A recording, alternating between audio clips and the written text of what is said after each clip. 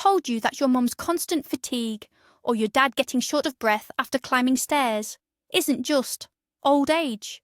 What if these are subtle messages their heart is trying to send, signals we've all grown accustomed to ignoring? Today, we're going to talk about 5 early and often misleading signs of heart failure in older adults. And I promise you'll start looking at some common complaints from your loved ones in a completely new light. First, let's clear up a common misconception. Heart failure doesn't mean your heart stops working entirely. Far from it. Think of your heart as a powerful pump, circulating blood throughout your body. Heart failure is a condition where, for various reasons, this pump becomes weakened and can't effectively pump blood at full capacity. It's still functioning, but with significant effort, and these struggles are exactly what manifest as symptoms that are so easily dismissed as something else. So let's start with warning sign number 1. This is the most common, and unfortunately, the most overlooked red flag. We're talking about shortness of breath, or simply put, a feeling of not getting enough air. Now you might be thinking, what's new about that? Everyone gets a bit breathless when they get older. But here's where the devil is in the details. We're not talking about the kind of breathlessness you get after running a marathon or hauling a piano up 9 flights of stairs. We're talking about shortness of breath that comes with minimal, everyday activities. Imagine your loved one simply walks from the living room to the kitchen and needs to stop to catch their breath. Or they try to tie their shoelaces and find themselves gasping for air. Even a simple phone conversation can leave them feeling like they can't get enough oxygen. This is the first alarm bell.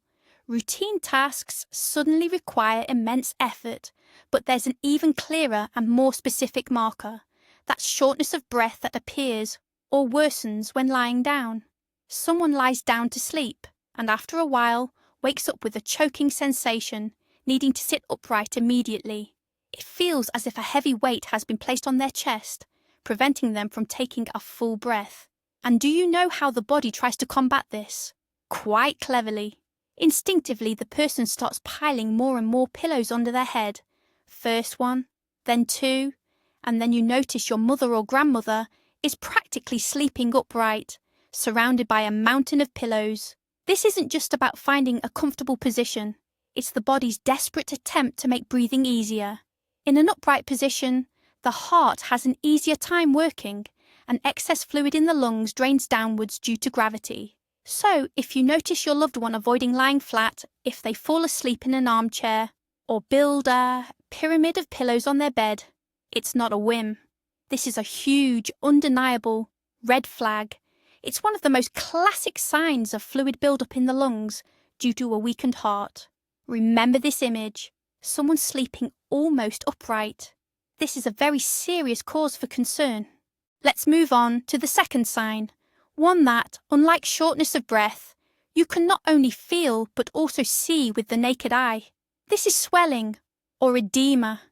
And again, don't just shrug it off and say, oh, everyone's legs swell up by evening.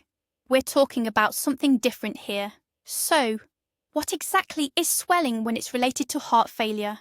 Imagine a pump that can't cope with moving water effectively. The water starts to pool in the lowest points of the system. The same thing happens with our bodies. A weakened heart can't efficiently pump blood upwards from your legs.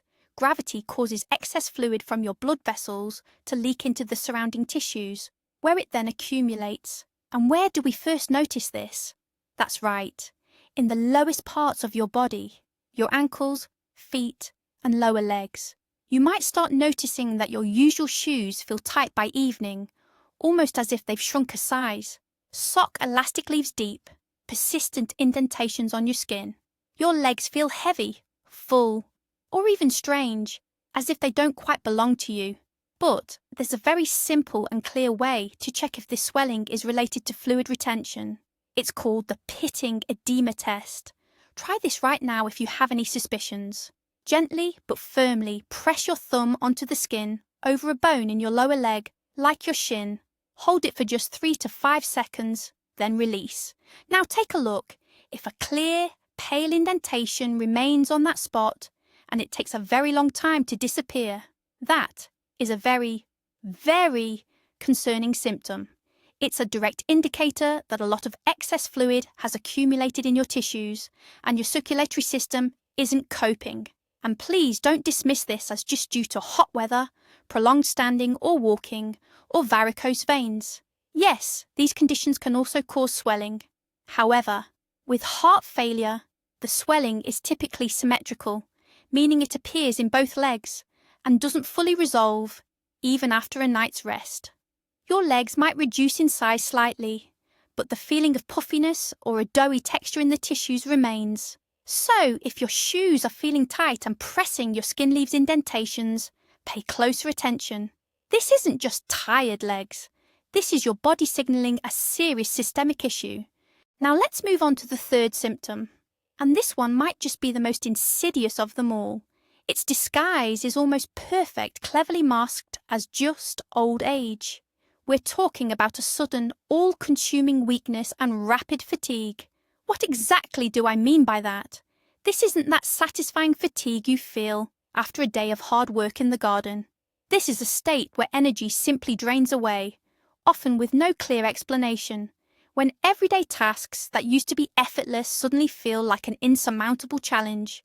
Imagine a fully charged phone, but suddenly something inside breaks and its battery drains completely in 2 hours instead of a full day. That's a bit like how a person feels. Our bodies are complex machines, constantly needing energy and oxygen to function. And what's our primary delivery service for all that oxygen, sending it to every organ and muscle? That's right, your blood, pumped by your heart. So, when this vital pump starts to falter and can't ensure proper blood flow, your body automatically shifts into a severe energy-saving mode.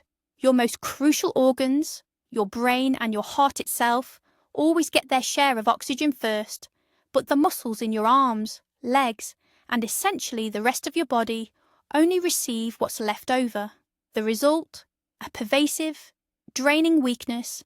Getting out of bed in the morning becomes a monumental effort. A simple trip to the local store for bread feels like scaling Mount Everest. Even basic tasks like cooking a meal or light cleaning can completely deplete their energy. And the most tragic part is that both the individual experiencing this and their loved ones often dismiss it as an inevitable part of aging. What do you expect? It's just old age taking its toll. Age isn't kind. They just need more rest. So, the person starts to rest more, move less, and often withdraws, confining themselves to their home. But this only serves to worsen the underlying issue. So, if you observe a sudden, marked decline in activity in a loved one, if they complain, "I just don't have the energy for anything anymore," if their usual vitality seems to have vanished within just a few months, please don't dismiss it. This isn't laziness, nor is it merely a bout of melancholy.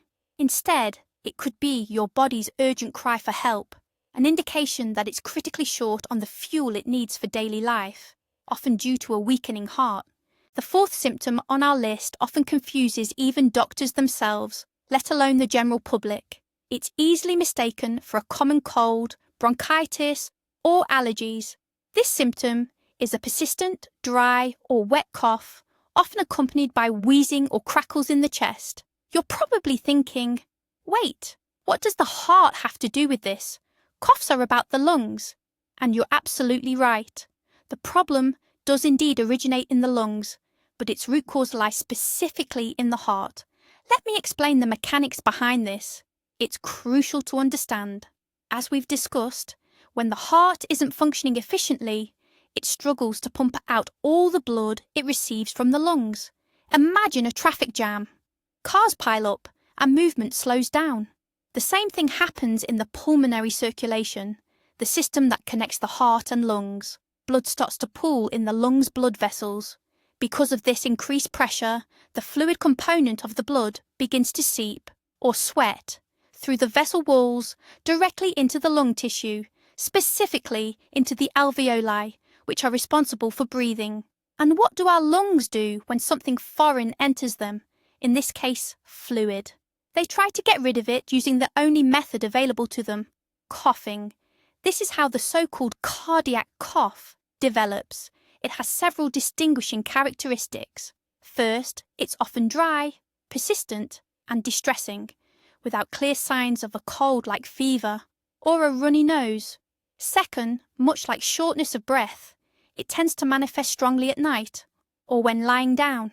A person lies down, and after some time, the cough becomes oppressive. If they sit up or stand, the coughing fit gradually subsides. This happens because in an upright position, the fluid in the lungs slightly redistributes, and the irritation of the receptors decreases. Sometimes the cough can also be wet.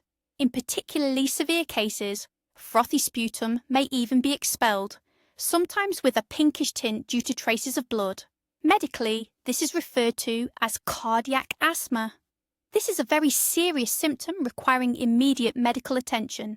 So, if your elderly relative has been unable to shake a bronchitis for several weeks or months, if they're constantly coughing, especially at night, and no cough syrups seem to help, it's time to look at the problem from a different perspective. Perhaps it's not the lungs that need treatment, but rather that very engine which is causing the traffic jam in the blood vessels. And finally, the fifth symptom. This one might surprise you, as its connection to the heart seems entirely illogical at first glance. We're talking about digestive issues, specifically loss of appetite, feeling full incredibly quickly, and nausea. You might be thinking, what does the heart have to do with the stomach? What's the connection? The truth is, the link is direct and quite significant. As we've discussed, when the heart struggles, the body goes into a kind of survival mode, redirecting blood flow towards the most vital organs. The heart and brain receive their necessary blood supply, but the digestive system ends up at the very bottom of this priority list. What does this mean in practice? Your stomach and intestines literally begin to starve for blood. They receive less of it, which translates to less oxygen and fewer vital nutrients. Consequently, their entire function slows down. Food is digested poorly and remains in the stomach much longer. What's more, blood congestion isn't limited to the lungs. It can also affect abdominal organs, like the liver. When the liver becomes enlarged, it stretches its own capsule and starts to press on neighbouring organs, including the stomach. So, what does this feel like for the person? First, they lose their appetite. Even the thought of food can become unappealing or cause discomfort. Second, they feel full incredibly quickly. They might eat just a few spoonfuls of soup and feel as if they've swallowed a brick. Their stomach feels completely full, despite having eaten very little. Third, after eating, they often experience nausea, a feeling of heaviness and bloating. Sometimes there might even be pain in the upper right abdomen due to an enlarged liver. As a result, the person starts eating less and less, leading to weight loss, muscle wasting, and further weakening. Family members might mistakenly attribute this to depression or just part of getting older. But in reality, it's another insidious symptom, signalling that the entire circulatory system is operating at its absolute limit. The body is literally screaming, I don't have the resources to digest food. I'm just trying to survive. So, if a loved one who always enjoyed their meals suddenly loses interest in food and starts rapidly losing weight, don't celebrate a successful diet. This is a critical sign to get their heart checked immediately. And here lies the most crucial and unexpected twist. Individually, none of these symptoms scream heart trouble. Shortness of breath is often blamed on excess weight or smoking. Swelling is dismissed as tired legs or hot weather. Weakness is put down to old age.